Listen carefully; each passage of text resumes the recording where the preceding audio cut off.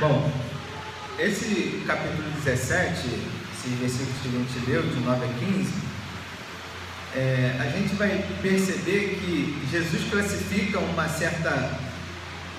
certo grupo de pessoas, não pela sua posição, não pela a roupa que ele veste, ou o dinheiro que tem, pelas suas posses, ou por qualquer outra coisa, por ser pastor, por ser pregador, mas ele classifica como nobre, ou seja, como uma pessoa importante, aqueles que examinam a palavra de Deus. No decorrer da história, a gente vê que os nobres são sempre as pessoas que têm destaque, né? Que estão próximos do rei, dos imperadores, do presidente, ou são os governadores. Então, só que as escrituras elas falam diferente, que nobre não é, por exemplo, um pastor que não examina a palavra de Deus, mas um membro ou uma pessoa comum de igreja, às vezes nem de igreja, mas que examina a palavra de Deus. É mais ou menos isso que o texto de hoje traz para cada um de nós. Às vezes a gente fala assim: ah não, mas esse aí é pastor, mas esse aí é missionário, esse é um presbítero. Mas não é isso que a palavra de Deus está dizendo. Ela está dizendo que nobre, ou as pessoas que são importantes, são as que examinam a palavra de Deus. E o que isso significa? Examinar. Examinar é quando alguém, por exemplo, fala para você uma coisa e você pensa: será que Deus diria isso? Ou isso está na palavra de Deus?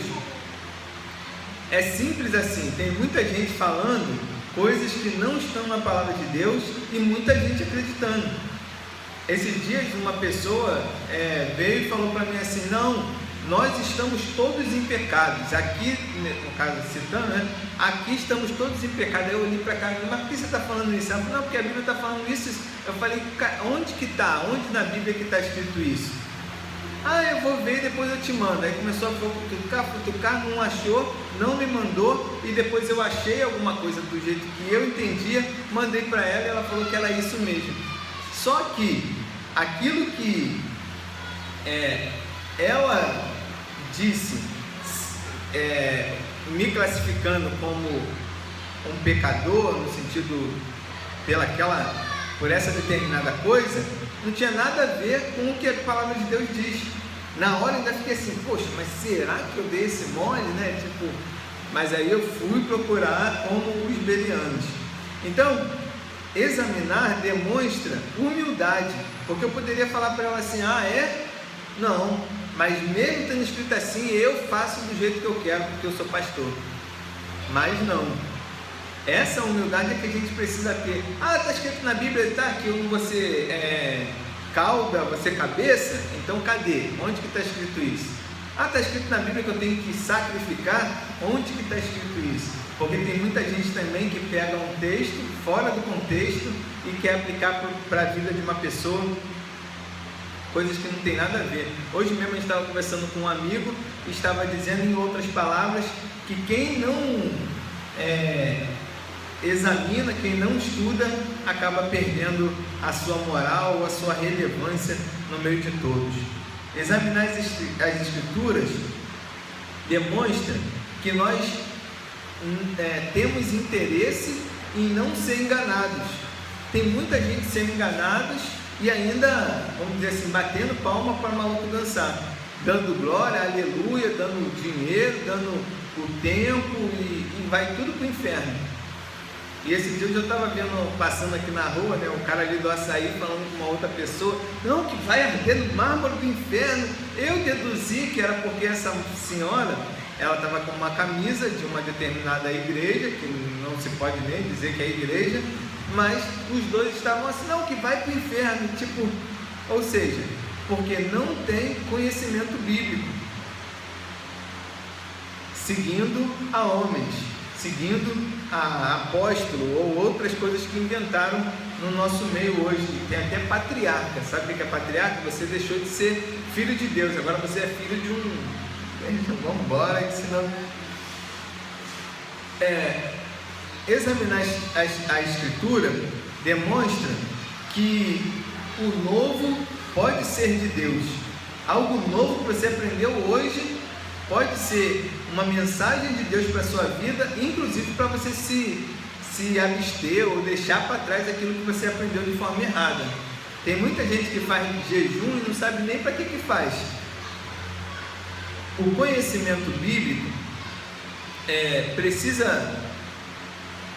A sequência, né, é o conhecimento, porque quem examina conhece, e o conhecimento bíblico ele faz ou gera em nós uma maturidade, né? Quando a pessoa fala alguma coisa que não é aquilo que você já tem conhecimento, você tem como debater com ela. Não, mas a Bíblia não fala isso.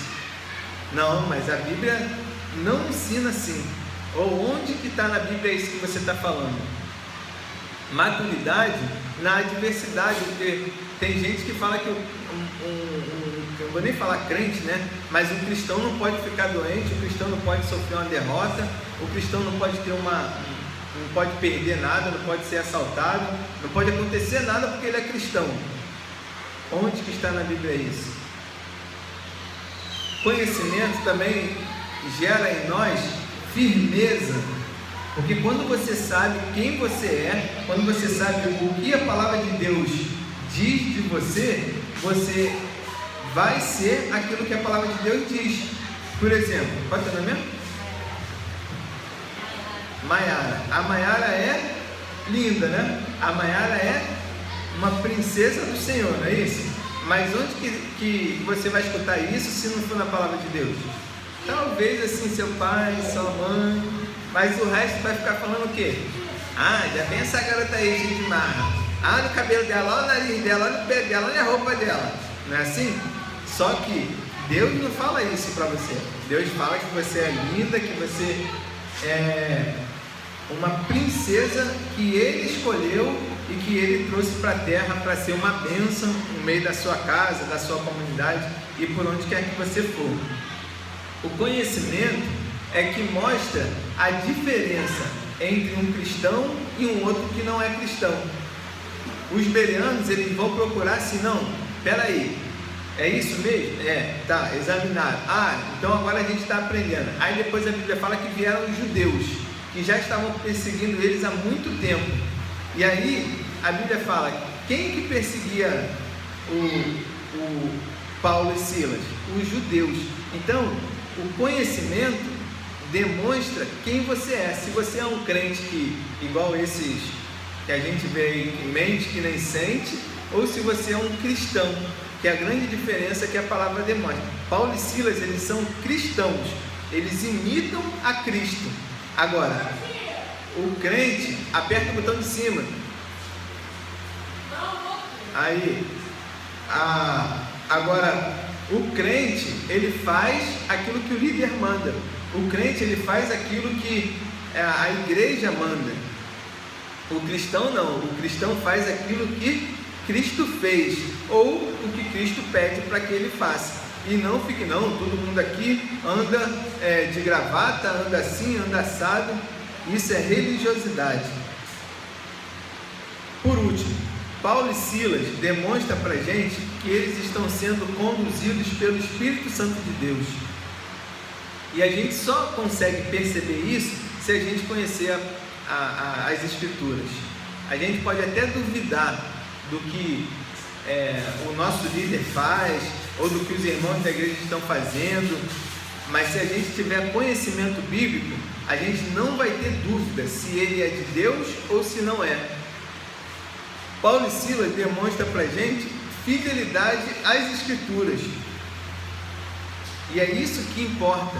Quando os bereanos vão analisar o que eles estavam fazendo, eles estavam vendo assim, não, se esse cara é de Deus, ele vai estar pregando, eles estão falando o que está na palavra de Deus. Então deixa eu ver se isso que ele está falando está na palavra de Deus. E assim a gente precisa ser em todos os momentos da nossa vida. Paulo e Silas também demonstram para a gente saber a hora certa de sair. Por quê? Quem sai primeiro é Paulo, porque eles estavam perseguindo Paulo, e a Bíblia diz que Silas ainda continuou lá pregando de modo assim, só que Paulo chegou lá e falou assim, não, agora manda ele vir. ou seja, porque já tinha sido o tempo. Tem gente que não reconhece o tempo de Deus. Não quero julgar, mas, por exemplo, uma pessoa que passa praticamente a velhice, a vida toda, e desenvolvendo uma coisa, e aí não percebe que já está cansada, que já passou o tempo e que faz, como dizem, empurrando com a barriga, essa pessoa não entendeu o tempo de sair. Não quero julgar no sentido assim, tem 20 anos de ministério, tem 16, 15, 20, 50 anos de ministério, não estou dizendo isso, mas com certeza tem um dia ou tem um momento de sair, e nesse texto eu vejo isso muito claro, que Paulo fala assim, está na hora de eu sair daqui, eu vou para outra cidade, não puramente pela perseguição, mas pela continuidade na semeadura, né, na colheita dos frutos, como a gente ensinou para as crianças. Enfim, os bereanos nos ensinam a buscar a palavra de Deus, as confirmações para entender o nosso cotidiano e assim ratificar a nossa liderança e também para que a gente identifique os falsos profetas. Talvez esse último ponto seja a coisa mais importante. Nós precisamos identificar e escrachar mesmo, denunciar e anunciar esses falsos profetas que estão levando muitas pessoas à perdição por religiosidade, por vontade própria, né, por questões pessoal. Eu preciso me manter, eu preciso manter o carro que eu tenho, a casa que eu tenho, onde eu moro, e isso só escravizando, isso só eu mantendo a minha igreja cheia e algo nesse sentido. Deus nos abençoe.